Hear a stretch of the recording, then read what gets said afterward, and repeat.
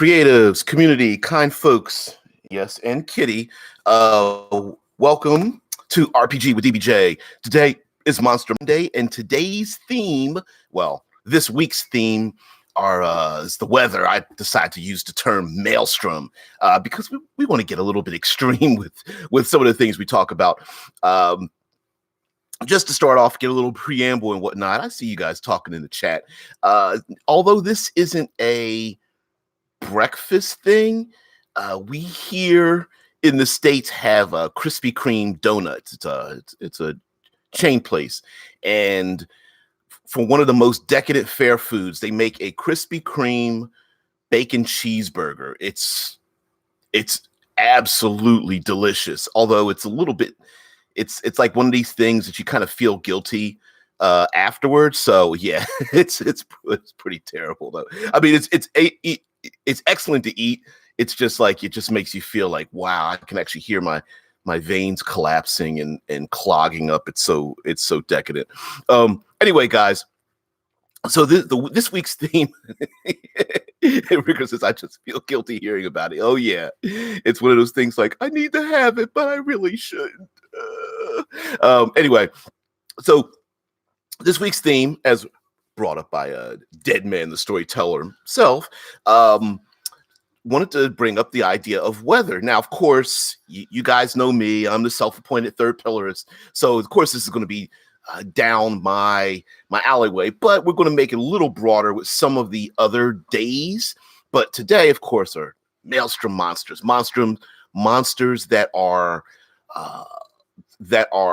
integral to or part of or spawned by or base their behavior on weather events. Now, of course, we have major weather events such as snow, rain, wind effects, whether it's like hurricanes, tornadoes, derechos, nor'easters, and those kind of things. Of course, we have cold weather, and there's so many permutations of that, whether there's blizzards and ice storms and hail and all that kind of stuff. But something has to be said about, maybe we can make it a little bit more broad for celestial events as well. So, for example, day-night cycles, I would include in that, as well as seasonal changes, equinox, and what's the other one? Anyway, the changing of the seasons is kind of where I'm going with this as well, and using monsters as solstices. Thank you, equinoxes and solstices. Yes, thank you very much, Tesla Ranger. I know one has to do with the highest, the longest day and the shortest day. I'm not sure what the solstices are. I cannot remember.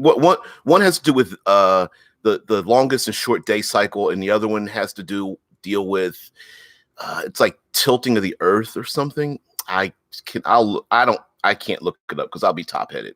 Anyway, guys, please put that in the chat so that I can offer the proper information as far as that goes. All right. So again, we get to deal with a subject that on the surface of it, narratively, is something that we will use weather to describe things narratively. As a matter of fact, when it comes to storytelling, it seems as if, despite the fact that we know practically that weather is something completely unpredictable, unmodifiable, that we don't have control over how the weather acts.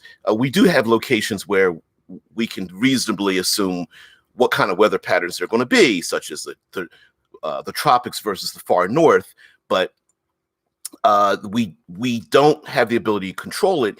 Yet in our storytelling, broadly enough across mass media, we tend to use weather to describe for ourselves the emotion that's going on, and that is also a way of, that's just one more tool in the GM's toolkit to describe the world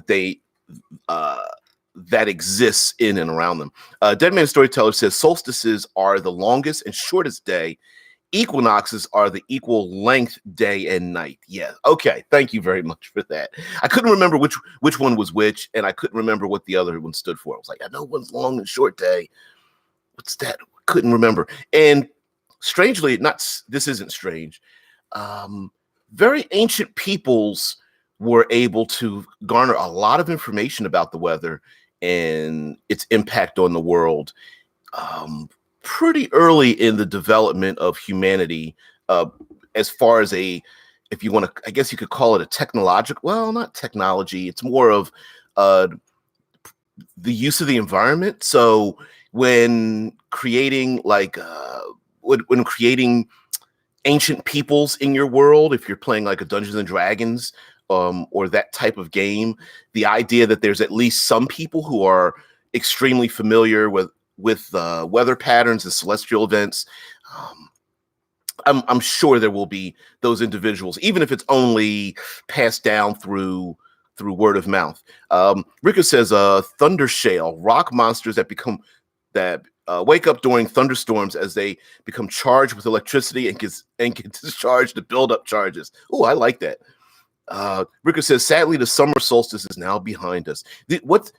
Please tell me what it is referred to, where you're at, Rickard, please. Remind me what that summer solstice is called where you're at. Yeah, Deadman says weather clerics. Yeah, weather clerics, druids, probably some bardic type characters would be in there as well in terms of helping the communities out. Even barbarians, I suppose, would fit into that. Yes, Midsummer. Yes, Midsummer. Yes. It was. You brought that up. You brought that up earlier on the day of, and I was just like, I know what that reference is, but I didn't point that out at the time. So yeah, we do.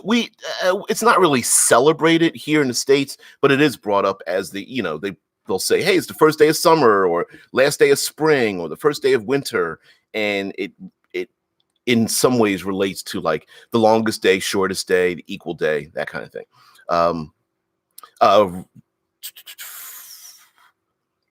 Yeah, thanks, Tesla. Yeah, first day of summer here. Rickard says, days without night, we might get 2 to 3 hours of twilight between sundown and up. Really? Wow, you're pretty far up there. Wow. Okay. All right. That's awesome. That is awesome. Wow. Hmm. Okay. So sorry. It made me go down another path in terms of celestial events. All right. So here we go. Let's go back to Rickard Johansson talking about thunder shale, elemental creatures charged with electricity. One of the things we can really do when using weather and celestial events and maelstroms and storms and things of that nature are give us an excuse to maybe bring about things that normally wouldn't, meaning that certain creatures, certain monsters, maybe even certain types of sentient creatures, humanoid creatures, are not active or become they change their behavior during certain weather events. For example, a very simple thing would be human beings closing up the shutters and closing doors when there's a thunderstorm. And that might be very important if the PCs are in a small town and they're being attacked by undead in the streets in the middle of the night. Everyone closes up the doors and locks the doors, whether it's nighttime, whether it's raining or snowing or there's high winds. And so the behavior will change during certain weather events, but some of that weather event makes it easier for some creatures to exit into the world, to awaken and participate. One simple thing is after rainstorms here, worms start to drown and they come out of the ground. There are during the evenings, I went down when I was visiting family in Florida. We went to a bridge at night around when the sun starts to set, and it was about 9 p.m., maybe 9:30 or so. And as the sun sets, under the bridge, there's like hundreds of bats that hang out during the day, and they're on guide wires. They just hang off of guide wires underneath the bridge. And if you're a boater, when you take your small personal craft under the bridge, you can actually see the bats asleep, their heads tucked into their leathery wings and such. But at night, people gather on the bridge and watch the bats come out because it's a lot of mosquitoes. And when the sun sets, the bats come out and they just flock all around. I mean, there's hundreds of them. It could be in the thousands of these bats that just fly around and eat mosquitoes. So that's a thing as well, especially if you want to create a world in which there are maybe dangerous elemental creatures or natural creatures that are just predatory, and they participate in the world. Like they're extremely active during a particular period of time.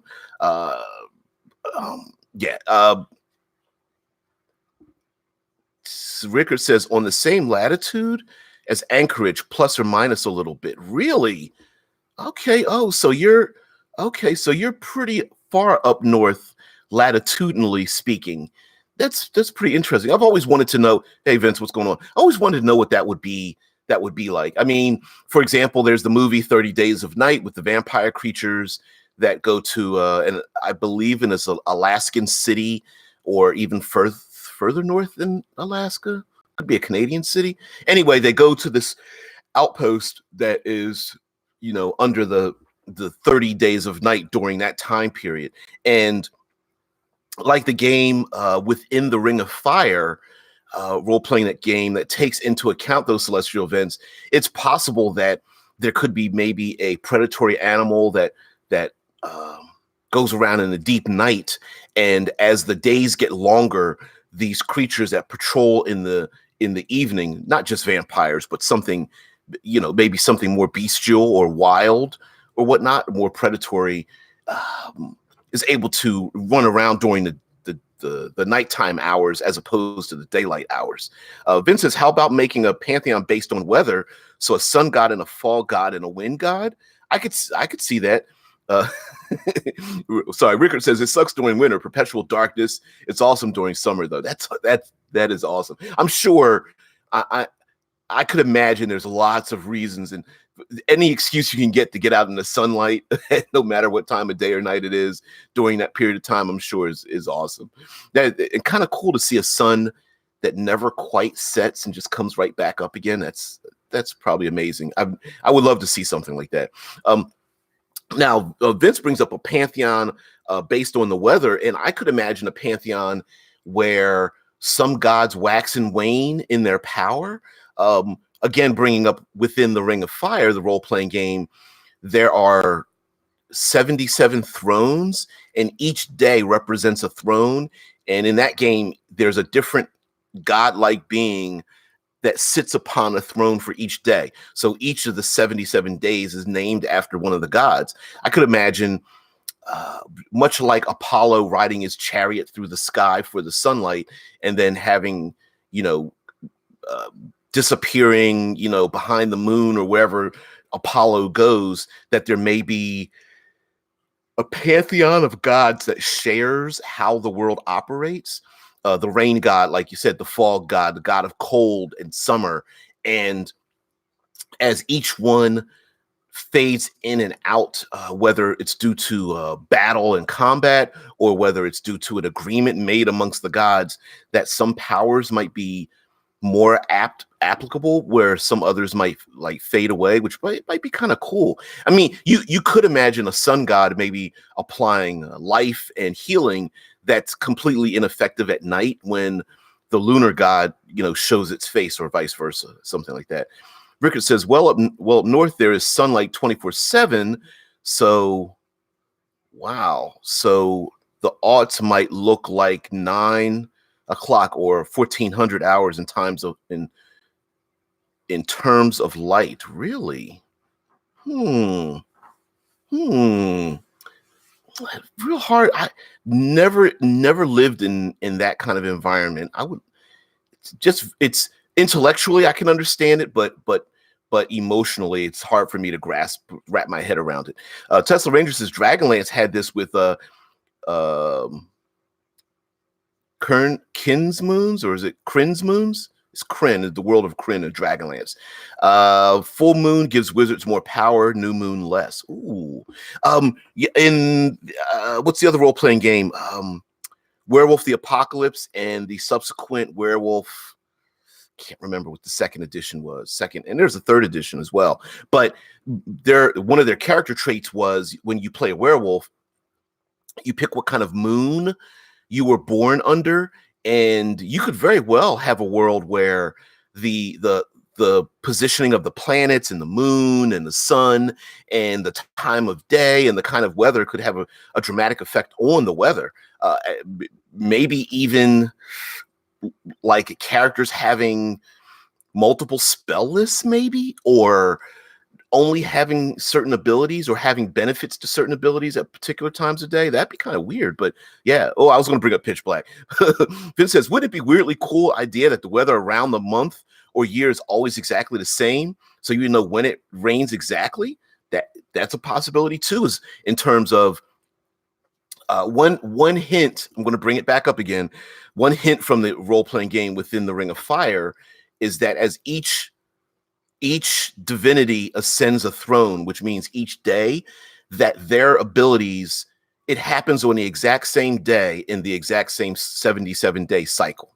So on day 34, let's say the god of ravens or something, everyone knows that ravens take to the air and they spread rumors and they are omens of death and all like every 34th day of that 77-day cycle, the same thing happens. So I could imagine that being very predictable, where particular the angry rain god comes to the sky at a particular time of day or month or during the year, and everyone knows to take cover because lightning bolts strike from the sky or something. I very much. Vince says Werewolf the Forsaken. That's it. I couldn't remember the acronym. The after the colon. They, which is their naming conventions for White Wolf games. Rickard says, mind if I send you a picture on Discord? Absolutely. Please do. Yeah, Rickard says, glad that someone brought up Pitch Black. Of course. Deadman goes on to say, Pitch Black, of course, the movie. The movie had several suns and moons around a planet that all go into nighttime for several months, and the creatures of the planet will come out to feed. And in addition to that, let's remember in Pitch Black that, well, the idea was that, yes, the entire world would become pitch black. So it wasn't necessarily a star-filled sky, although I do believe they did have stars. But could you imagine a planet that spins or turns on the edge of a galactic core, or in in the celestial turning of things, that all the sun, the moon, the stars, all of it disappears, and it literally becomes pitch black, that without a light source, you literally cannot see your hand in front of your face. Or it could be something arcane where during the hours of total darkness, because there's a book series called When True Night Falls by C.S. Friedman. In her book, that happens where it's an arcane darkness. So I'm gonna pull up the Discord now. It's an arcane darkness, so it may not just be dark. It's also a possibility that the darkness itself you cannot pierce, and it could be planet wide or planar wide or something, I guess is the way you could describe it. Yeah, very, very much so. Let me see. There we go. All right, here we go. I'm sorry. Sorry. So, all right. So another thing, of course, we have ourselves the idea of elemental creatures. Now, of course, elemental creatures could be summoned by some kind of force or what have you. But if you want to have in your setting a very thin membrane between the elements, I mean, the idea in classic Dungeons and Dragons is that the prime material plane is made up of every element of all the other planes, although that part of it's been faded away a little bit. But the idea is that hey, the world we live in is made up of the plane of air and a little bit of fire and a little bit of water and all that kind of blood. Hey, man, us. What's going on, Dante? Um, yeah, yes, it is us.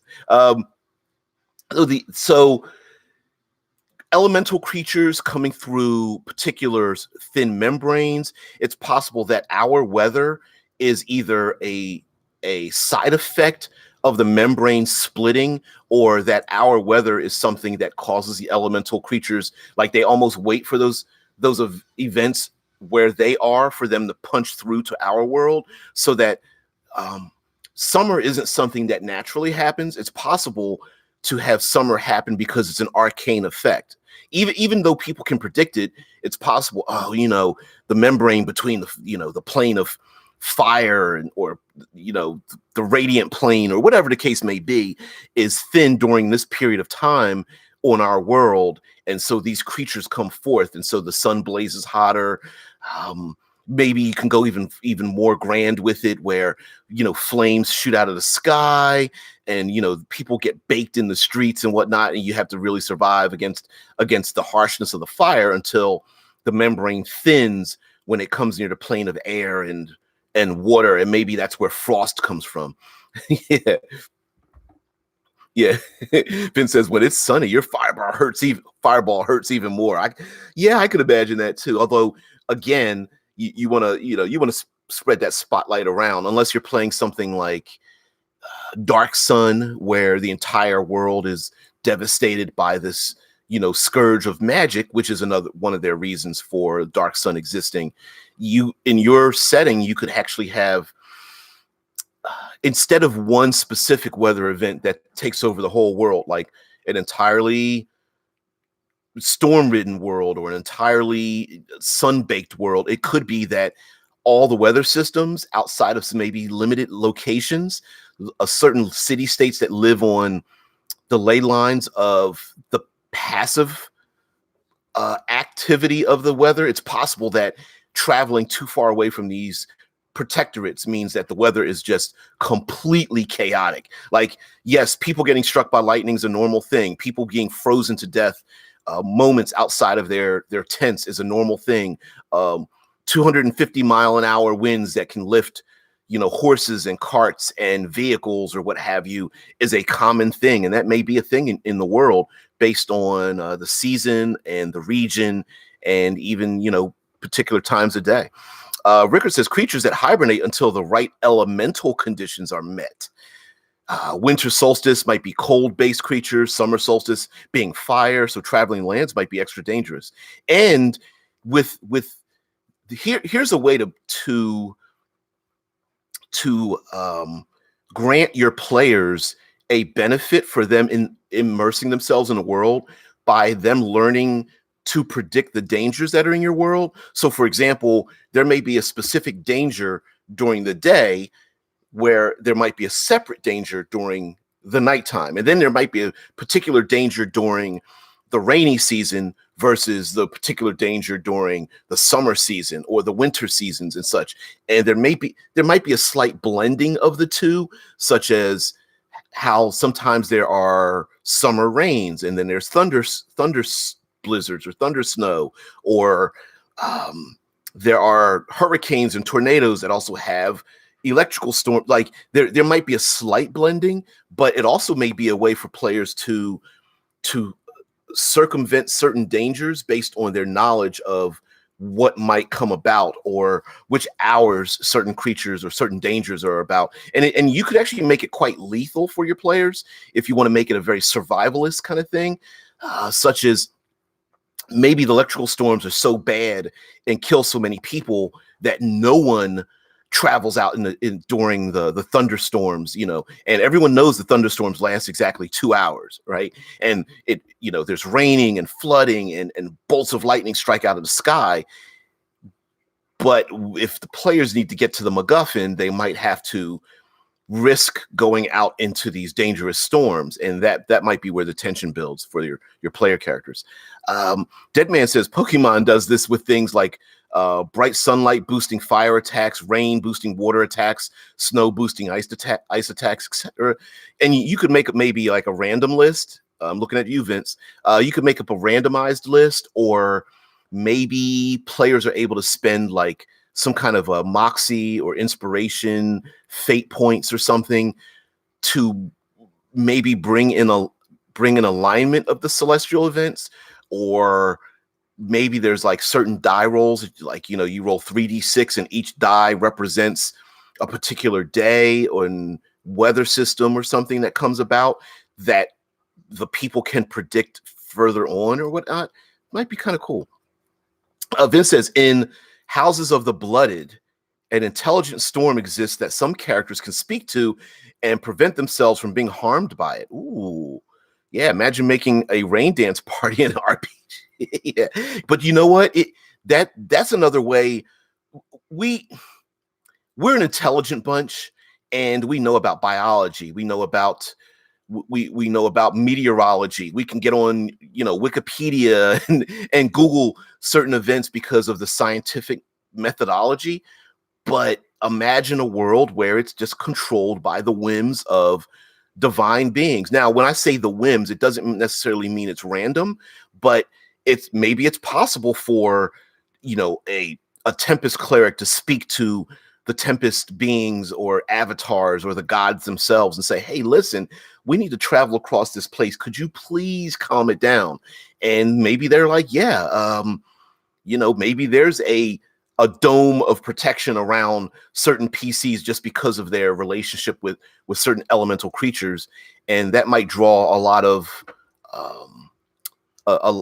people desiring to be near that individual, as well as maybe some enemies as well.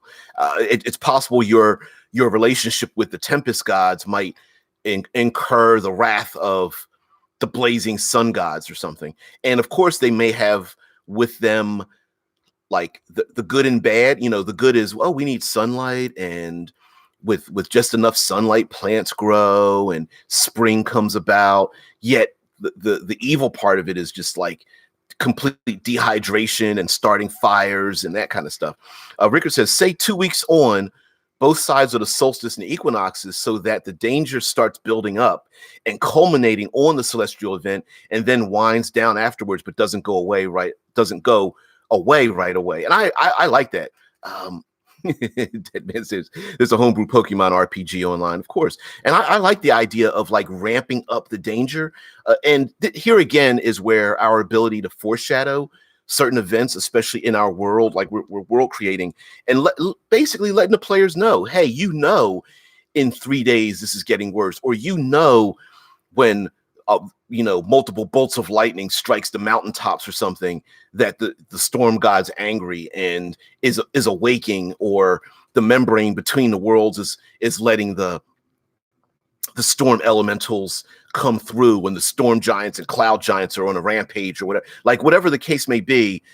There's a possibility that this is coming along.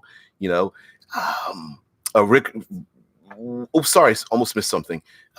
Vince says it would be kind of neat if you can do something like a battlefield buff that works for everyone inside it. That could include locally changed weather.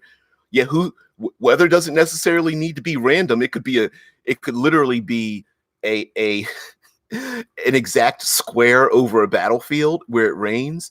I don't bring it up again. Within the Ring of Fire has Thunderbirds. All the clouds are shaped like birds, and when it rains, the birds are laced with like lightning, and the rain comes down in the shape of these giant birds and wings. So you could very well have the hand of a godlike being come down on the earth, and actually the storm is shaped exactly like the palm of a hand, with torrential rain and lightning coming out of the palm of the hand or something. I think that'd be sweet, though, especially when you like leave the rain. You literally can step 2 feet from one side to the other. You're like, take one step, you're dry. Take a step back in, you're wet. Rickard goes on to say you could also have creatures that are normally docile and seen as harmless become super dangerous when the right but rare conditions are met. Much like you brought up with the thunder shale, maybe there's a rock-like or lizard-like creature that people use as pack animals. But that's normally great during like the spring and summer seasons. But maybe when the electrical storms start to ramp up, they get supercharged with electricity, and everyone knows to put them away or hibernate them before they become really dangerous. That'd be kind of cool for the players to. It's the Flurkin idea, right? Like the people have like pets in and around their homes, and everyone's starting to round up the pets, and the characters are like, why is everyone getting nervous about their pets? And come to find out, like, they're normally docile and loyal, like cats and dogs, end up becoming these like brutal, uh, raging predatory animals or something. That'd be kind of cool, kind of weird too, especially if you have something like maybe monolithic creatures that come to life, along the lines a la elementals that are normally docile and they come alive, or not clockwork, but golem-like creatures as well. That might be a thing too. Tesla Ranger brings up Game of Thrones, long seasons. Game of Thrones actually foreshadowed that in the show, talking about winter is coming and using that as a shorthand for the downfall of humanity. But you could very well do that where maybe it's the winter season and everyone's worried about the upcoming summer season, and you could have a certain terminology like I don't know. I was about to say bright suns, and that's from Galaxy's Edge. And anyway, sorry, but you get the idea. Hey, what's going on? Fantastic Dimensions. By the way, like, share, subscribe to the YouTube channel, Fantastic Dimensions. You will not be disappointed. Lots and lots of actual plays over there. If you want to, especially if you want to get into like horror and stuff, do that. Lamentations of Flame Princess as well. Hey, Fat Ninja, what's going on? Yes, there. Tesla Ranger says the one guy getting rained on. That would be hilarious. Especially it's the PC that goes against the tenets of their, like the warlock, the cleric, the paladin, the druid, that goes against the tenets of their devotion, and they're literally the single person getting soaked on wherever they go. The people in town are like, please don't come into my place of business. You're just going to soak the floor. That's actually a pretty good idea. The character who is infused with a shocking grasp for like 24 hours. They can't touch doorknobs. They can't touch their friends.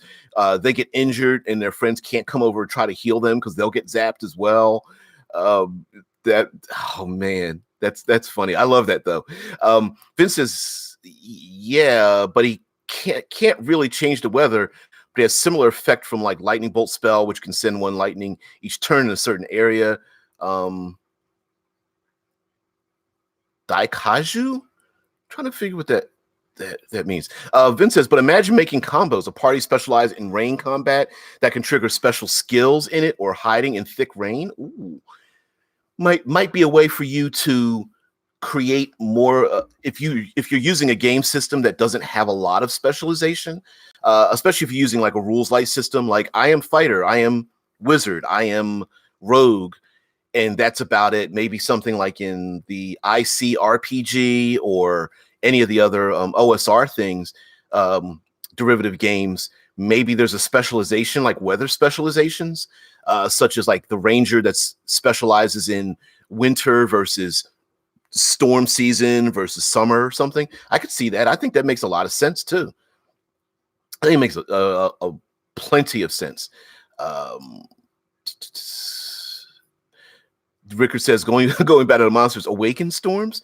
Yes, as a matter of fact, they could, instead of just random awakened storms, maybe they have a particular purpose, or they could even have a vendetta if you give them a particular motivation. For example, there could be a temple devoted to the sun gods and sun beings or whatever, and the storm gods are trying to take that temple down.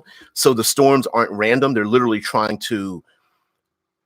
they're literally creating storms for the sole purpose of taking out the other temples or peoples or something of that nature. And maybe the or maybe there's a war among, like I said before, there's a war amongst the gods, and the PCs are just they are humanity is the victim of the storms that are happening in the sky. You can actually see the gods fighting each other, battling each other, punching, and shooting a bow. Maybe one of them pulls a bow and fires it, and it becomes a bolt of lightning that streaks across the sky. And if it misses, you see it like strike on the horizon, and the top of a mountain's top like explodes or something like that. It could be something like that as well. Tesla Ranger says Daikaiju literally translates as large kaiju.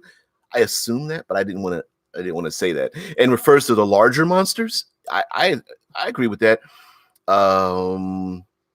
Yeah, Fantastic Dimensions goes on to kind of echo what you just said. Tesla says Daikaiju, when you were talking about monolithic creatures. In fact, in the latest U.S. Godzilla film, there's a monster that brings a storm with it everywhere it goes. So here's the idea of the classic, Tarrasque type creatures stomping around.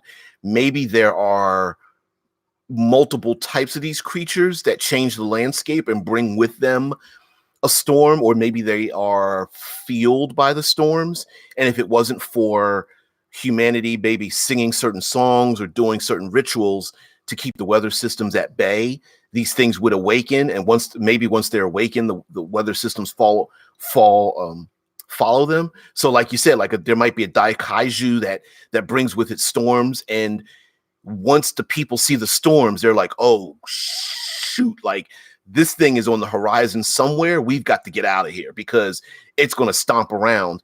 And maybe that might be the impetus for the PCs. Like they start out as first level characters, and before the creature finally crests the horizon and starts stomping towards their town, they're like 18th level or something. I don't know. That's a possibility, but maybe that's going a little bit too far with it.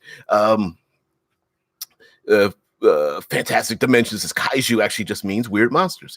Yeah, but yeah, it's shorthand for, it's like Jaegers. Jaegers are a drink, but they're also giant robots. What's that about?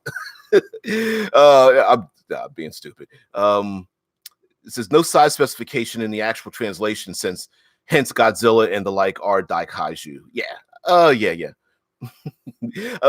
Now the idea of we were talking, because we're talking about maelstroms and storms and things of that nature, and of course, Jaeger is German for hunter. Oh, maybe that's why it's named after a beer. Or maybe I'm thinking of whatever. Anyway, you get what I'm saying. But I could very much imagine, like, the idea that maybe if you want to do something sci-fi with this idea, it could be that the place humanity has created these giant robots to fight these monsters, and by predicting the weather patterns, they know which types of monsters come about. Like there might be a specificity amongst them. So when summertime goes over a particular temperature and combustion starts happening in the dry fields or whatnot, they know that the certain kaiju are like, bringing with them fire and flame and that kind of thing. I mean, that's a possibility.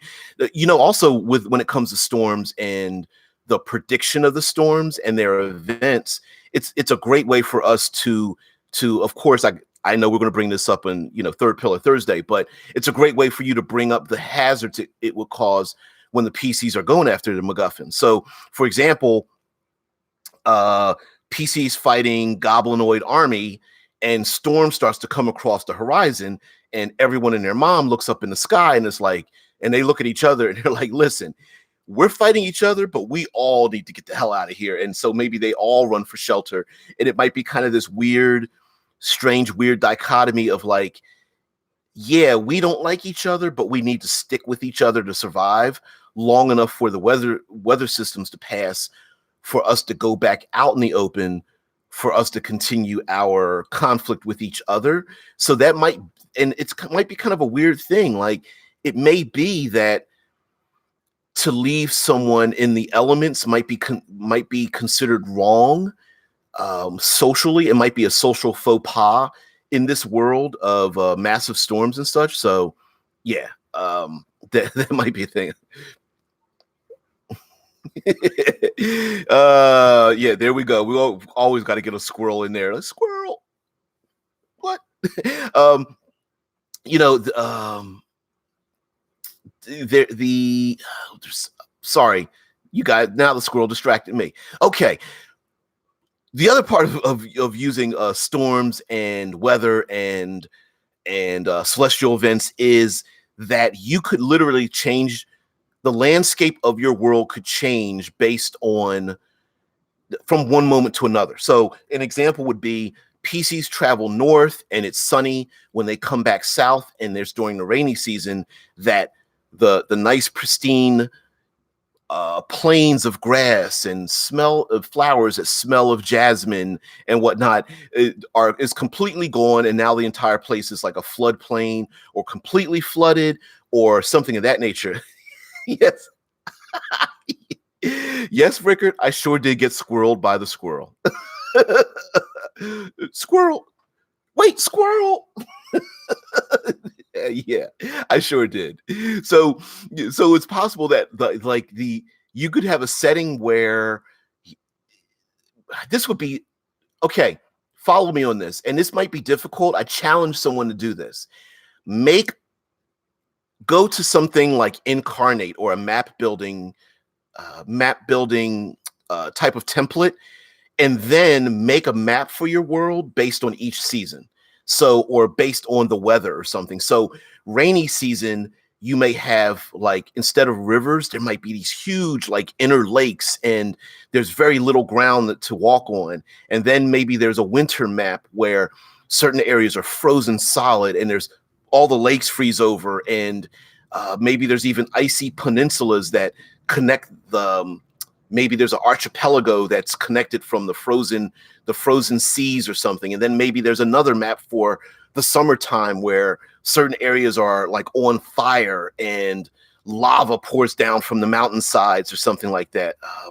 And then maybe there's another map for the wind seasons, and maybe sailing ships have a difficulty going.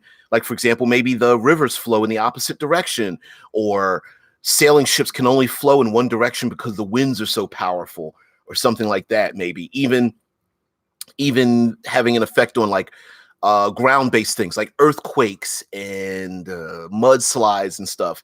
And each season brings about the next map, so the people know these kind of extreme weather events happen, and then each map gets done. I think that'd be difficult, but a pretty cool world setting. I think I might put that in my back pocket just in case. Fantastic says, Dimension says, lots of cool monster combos with cataclysmic weather events. Hell yeah. Mix a water elemental with an earth elemental, and you get yourself a big giant mudslide, I think. And yeah, I think that'd be awesome. Ricker says, can we just do a region? Can we just to a region? World is one hell of a big map to rework. Oh, okay. I see what you're saying. Like, just do. Can we just do a region because a world is one hell of a big map to rework? All right. I guess so. But yeah, maybe there's like maybe in the world there is a specific place that people go where, of course, there's great adventure but great danger. So if you cross, let's say, a particular mountain range, on one side of the mountain we have our world, right? We have rain and snow and summer and winter, but it's pretty mild. But if you cross a certain mountain range, maybe that region is affected by the chaos of these extreme weather systems, and those weather systems might change on a daily basis. So for example, maybe the forest is frozen solid, tree branches covered in ice, the snow pack 3 feet deep and rising up to the chest and stuff, and the players pack down. They're like, oh man, a winter. And then the next day it could be blazing summer or rain or something. That'd be it'd be chaotic, but it would be kind of cool to where some of your masters of the elements go there, and the elemental creatures are like run rampant around this world as possible. Fantastic Dimensions brings up earthquakes could disturb boulets or bullets, land sharks, purple worms, Cthulians, yeah. Floods bring up dragon turtles or maybe even an aboleth. I like that. Ricker says, I'll do an island. How about that? Yeah, true. And especially how Ian, Fantastic Dimensions brings up the fact that maybe certain weather events bring about certain creatures. The purple worms kind of relate to the worms from Dune, where they're on the sand world and the creatures come about from the weather events. It's possible that lightning, the electrical storms bring, what's the creature called?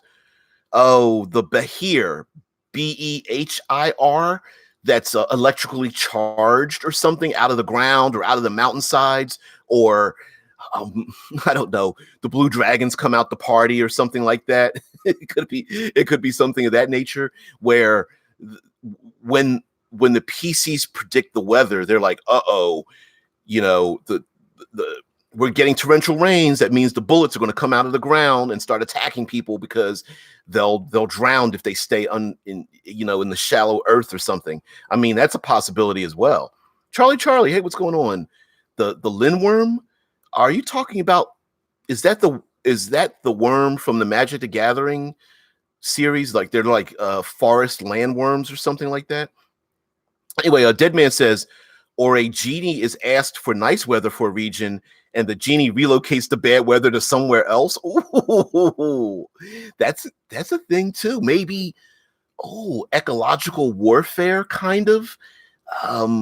Everyone is beseeching the genies to give them grant good weather, and all they're doing is just pushing it off on top of someone else, and everyone else in the bad region has to go about and find the being that's pushing the weather to get them to stop and move it somewhere else. Or I don't know, maybe there's a ritual, or they have to find something special, or i.e. put the genie back in the bottle kind of thing. That'd be kind of cool too. And that's a great motivation for a story, right? These chaotic weather events are happening. PCs maybe are lower level or lower skilled. They're beseeched by, there's a huge siege of being attacked by the weather. They survive it. They leave that place to go on to find the thing that's actually creating the weather in the first place. Charlie says, "Oh, it's a bipedal dragon. Oh, the Lindworm. I didn't know that. I'll go to the Discord." Fantastic Dimension says Cthulians are the giant worm. I guess you're saying the Chthonians are the giant worms of the Cthulhu mythos. They are often responsible for earthquakes. In fact, I didn't know that. I did not know that. Oh, there's the Lindworm. I'm looking at it in the Discord right now. Old Norse. So it's possible. I knew it was a Norse thing. I just couldn't remember what it related to. So it's possible that the PCs, like this cycle of resisting the storms, solving the storms, like that might be a normal thing. Like, for example, maybe in your world, there's like Norse type beings, like Thor himself may be the one creating the storms. And it's like, Thor, we need you to stop doing this. And Thor might be in a big battle with these like, Jumungnger or the other giant dragons or worms or something. And the PCs aren't really there to defeat it. They're kind of there to like, could you please move your battle like 800 kilometers to the south, please? Which is a possibility as well. Although you're definitely going to need a session 0 if you make the weather events by something powerful enough to have sentience without the PCs feeling like they can go up and punch it in the face, right? Like you're going to really have to say, hey guys, these things don't have stats. Like you're not going to be able to defeat the storm god or the blazing summer god or the wind gods or something, or whether you call it elders or genies or titans or whatever you want to call them. You may have to just say, Yeah, like Rickard says, have the storm itself have sentience, especially if the storm itself, it's got a face on it. It could be, maybe it's just angry or proclaiming something to mankind, or I don't know, pissed off at the blazing sun elders or something, Titan, and is like, yeah, I'm going to lay waste to this world that you call yours, or something like that. Um, yeah. Charlie says, quote, control the gale force winds, use persuasion. Well, why not? I mean, okay. I know you're being silly, and I absolutely love it, but yes, why not have, who's to say that you couldn't use a persuasion check or a deception check against the weather itself? I mean, in Dungeons and Dragons, all the saving throws are related to the 6 core abilities. How many charisma saves are there, right? Who's to say you can't have a charisma save against a rock slide, or a pit trap, or like, who's to say that your world doesn't operate that way, that resisting being blown off the side of a mountain by a windstorm isn't you convincing the windstorm that you're going to bring, the power of the gods down upon it, or that you are an agent of the wind titans themselves, or whatever the case may be. Like, why wouldn't that be a thing? Maybe the PCs learn songs, or maybe there is like the bardic type nature of the world is that if they recite certain haiku or poems, or any kind of stories or something that makes the world shift around them, at least temporarily. And it's possible to do that, but then they might come back doubly strong when you lie to them. Like, oh, I can't believe you stopped me from bringing about the storm in the mountains. I'm coming after you, PCs, or something. That might be kind of weird, but I like that. Yeah. Rickard says, I think the tricky part there is to actually make the gale force wind entity notice you. Yeah, because we probably smaller than ants. Maybe. Yeah, that would be the thing too. Appease the ghost of the storm. I could see that. I could see that as well. Yeah. Well, Charlie brings up, quote, I have the mark of Cain. None dare harm me. Yeah. I mean, yeah, it could be in this world. Maybe there are marks, or there are, for example, someone appeases the, I don't know, the sun goddess or something like that, and so the sun goddess touches them, and for 9 days and nights they cannot be, they are marked with the power of the sun, and so can resist the power of storms, maybe for a short time, or as long as someone sees the mark. Maybe it's like a tattoo or a branding, or what have you, or these powerful beings are probably extremely, like, they're single-minded, so they probably don't notice that kind of stuff until someone brings up, like, hey, whoa, I've got the mark of the sun, the sun titan right here in my chest, take a look. And the storm god's like, I didn't notice that, sorry, I'll be back in like 5 days. I mean, that's a possibility as well. And the same may go for some natural creatures as well. Dragon turtles, the boulets, the purple worms, like certain creatures may be active but are pacified or dissuaded from attacking the PCs by having a certain thing. Going back to Dune, they used like sounds to control the purple worms. Maybe there's a bardic type ability, or even magical abilities, where certain types of whistles or drums or music, or even just plain old sounds, bring things up out of the ground, which is kind of the thing I was thinking of for subterranean. But it also could be something that appeases like the storm gods or what have you. And mind you that now we even faded away from like the alignment of the stars and the planets, as well as the time of day, and that might have a dramatic effect as well. For example, maybe in the setting, the rising of the sun and the setting of the sun and the rising, the moon and that thing might not be a regular. It okay. It may be a predictable regular thing, but it may not happen in a regular amount of time. So, for example, let's say Wednesday, there's 24 hours of daylight, but by Saturday, it's 24 hours of darkness. Like, or maybe it just might happen. This cycle might happen on a monthly basis, or each day may have a different number of day and nighttime hourly cycles in it. So Monday might be a 30-hour day, whereas Tuesday might be a 16-hour day. Or you could have it, when certain planets align, certain dangers come upon the world. So there might be like a necrotic planet, and when it's in its ascended mode, there's lots of undead. But when it's descended, maybe the undead go away, but maybe there certain abilities come up to the forefront.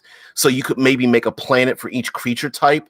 Like there's a planet for giants, a planet that corresponds to aberrants, a planet corresponds to fiends or dragons or something. And depending on the cycle of those planets, and you look up in the sky, could be how some dangers come about and others are supplanted, especially if they're natural creatures. It's a possibility as well. I mean, you can go so many ways with these things, and especially I do think it's kind of a unique thing to have, like, for the PCs to be able to talk to like the avatars, the ghosts of the weather around them, for good or bad. Of course, not that it would completely succeed, but maybe they're able to even garner some information, or maybe the storm elders are like, listen, I'm coming whether you like it or not, but I'm going to tell you that in 3 days hence, this valley will be flooded. And so the PCs are like, okay, good. We know this place is there's going to be torrential rain. It's going to flood. We've got 3 days to make our way through the mountain valley before the storm spirits come back in and start raining, holy hell down on us. Right. You could also even start blending some of your creatures together as well. Like you guys were talking about the Daikaiju bringing storms. Maybe when people die and they become ghosts, they become elemental ghosts, ghosts of storms, ghosts of electricity and lightning, ghosts of wind, ghosts of blazing heat, ghosts of frigid cold, or something like that. Like there might be a blending of the idea that there really are thunderbirds. So there are like certain types of avian creatures that are infused with and actually find it better to fly in and around major storms that happen. There could be tornadoes and hurricanes and that kind of thing that are endemic for anything from air elementals to other types of creatures that you've reskinned as part of those like storm fragments or something. Rickard says, is that a dragon moon coming over the horizon? We need to abandon this journey and seek shelter until it's gone. We won't survive the Badlands during a dragon moon. You know what? I like that. Here we are with our last 15 minutes. I kind of like that idea where each moon may be associated with certain dangers. And you could even metagame this a little bit. Each moon and its position in the sky brings with it the greatest dangers, right? So if the dragon moon is on the horizon, or if the dragon moon is descended, maybe these are like your lower level type of lizard creatures, like lizard men, troglodytes, some dragonborn, maybe some naga, throw in something like that. But as the dragon moon rises yet again higher, then you start talking about like serpents, wyverns, drakes, dragons, Tiamat, Yuan Ti, that kind of thing. Like maybe the position of the celestial events also has an effect. And by metagaming it, the PCs know, look, we're only third level. If the dragon moon goes any higher, we are dead. Like we really need to navigate this world. And I know it may be a little bit over meta, but if you, I think narratively, you could describe it in a way where your players might go, aha, I get it, and then just narratively role played out in the setting, right? Hey, little small worms are cool, but when I don't know, the infested moon or something rises in the air, the moon of decay or something rises, that the giant purple worms and all that kind of stuff are going to come out. And hell yeah, we're going to get the hell out of here before that happens, or take shelter in the city states, or maybe there's like certain protectorates that are not immune, but have been normally resistant to these effects. I like that. I like the idea of maybe there's even you have certain spell lists pertaining to each moon, and based on the position of the moon and the stars and the sun, certain character classes are able to pick certain abilities. So I don't know, when the purest white star is the highest in the sky, that's where even characters that normally don't have access to healing magic can take it. Whereas when that star fades and drops over the horizon and is not to be seen for 3 months, that there's almost no healing available or something like that. You could even change the nature of your own world. So guess what? When the healing star is high in the sky, you guys can heal all your stuff in a short rest. No big deal. But when it's waned and left the horizon, maybe a short rest is, using the DMG, a short rest is 8 hours and a long rest is a week. Like that, you could do something of that nature as well. Rickard says, speaking of Moon of Decay, take some notes from the weeks in Heroes of Might and Magic and their different buff and debuff weeks. I'm not familiar with that, but I'll look it up. So anyway, guys, we of course hit the hour mark. Everyone have a great one. I know we can go down so many rabbit holes talking about the maelstroms and storms and celestial events, but of course we're going to continue this the rest of the week. Guys, thank you very much for joining me. This weekend I didn't really get into putting in the links for, we've got merchandise available, but I will send a picture into the Discord. I hope you guys will like it. It is a slight parody, and Fantastic Dimensions will know what it deals with. There is a Call of Cthulhu adventure that we've created, known as that takes place during the 80s, known as The Pipeline, and Alex did a really good job coming up with a t-shirt that concerning the pipeline. It's really cool, very 80s. It's awesome. So guys, everyone, oh cool, okay. Not a problem, Rickard. Absolutely. Anyway, guys, have a great one. I have the Discord open, so if you jump in there, I'll be there for like a little bit. Guys, everyone have a great one. See you later. See you. Bye.